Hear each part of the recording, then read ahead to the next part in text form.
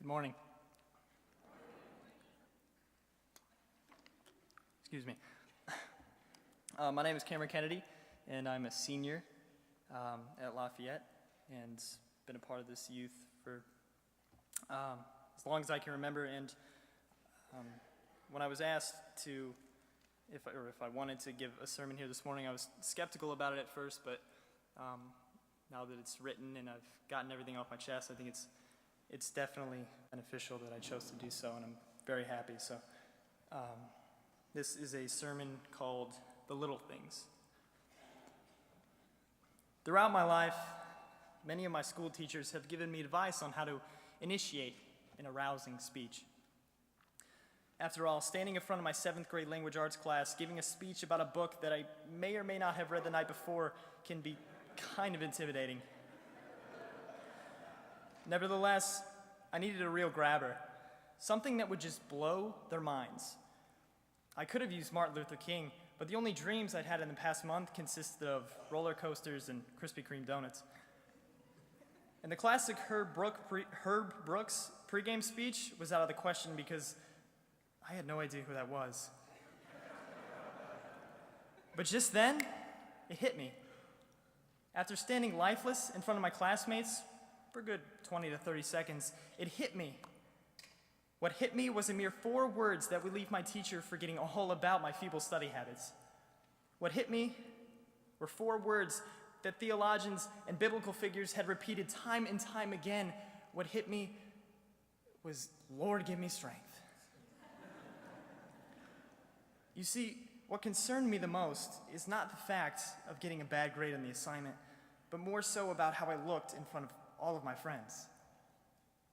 Middle school was all about image, and I'm definitely a perfect advocate for that theory.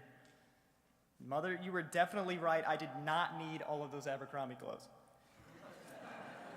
And I don't mean to discriminate Canadian wildlife, but a 3x4mm moose sewn just below the left shoulder on a collared shirt should not be the verdict as to whether or not we are considered cool.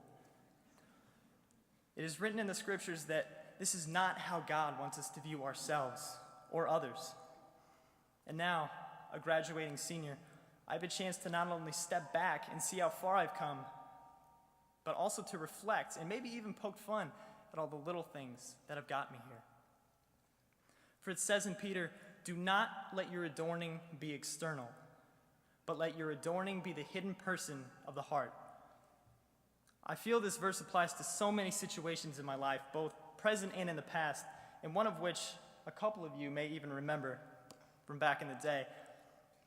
I was recently flipping through some old MUMC photos, and I came across one of myself from my first year as a camper at Spirit Camp at Blue Mountain.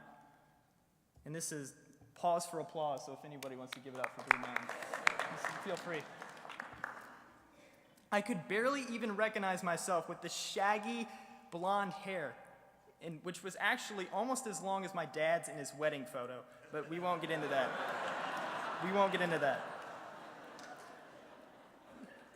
The picture was taken during free time on the 2nd day of being there, and judging by the amount of sweat pouring off me, it looked to be about 95 degrees in the shade.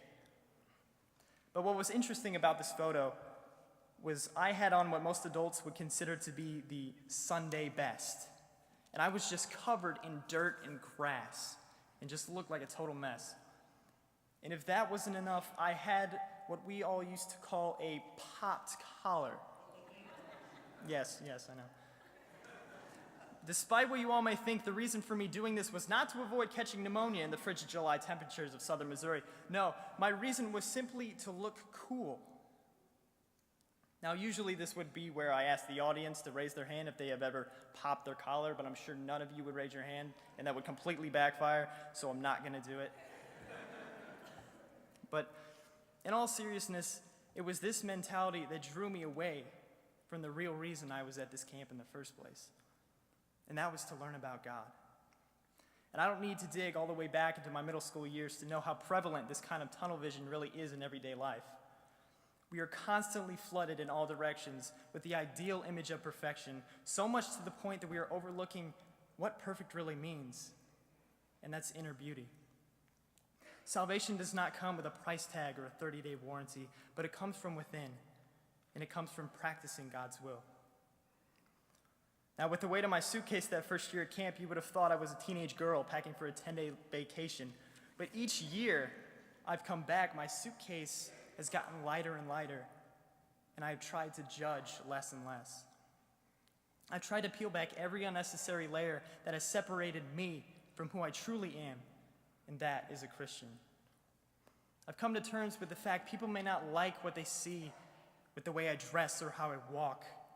And I've come to terms with the scolding I received from my mother for ruining a perfectly good Sunday outfit in 6th grade, for which I do take full responsibility for. But in the end, it's the little things inside that can't be covered up by any judgment anyone places on you.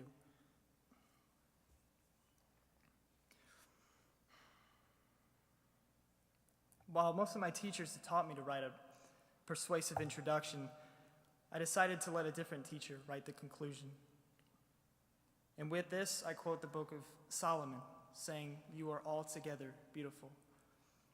True beauty is the ability to see within, and once we finally experience this, we will know what it means to be living through God's eyes. Amen.